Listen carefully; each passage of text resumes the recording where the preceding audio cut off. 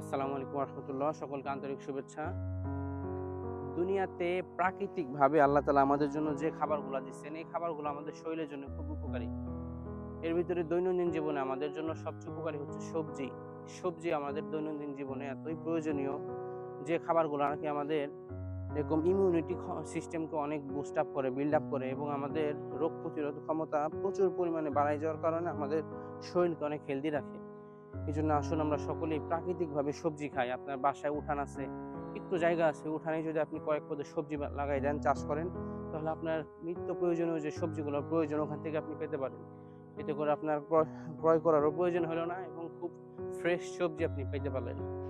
আসুন আমরা সকলেই আমাদের পরিত্যক্ত যে জায়গাগুলো আছে, ওই জায়গাগুলো আমরা আমাদের দৈনন্দিন প্রয়োজনীয় যে সবজিগুলো আছে, শাকগুলো আছে, আমরা ওগুলা রোপণ করি এবং ওখান থেকে উৎপাদিত সবজি দিয়ে আমরা প্রতিদিনের সবজির চাহিদা পূরণ করতে পারি।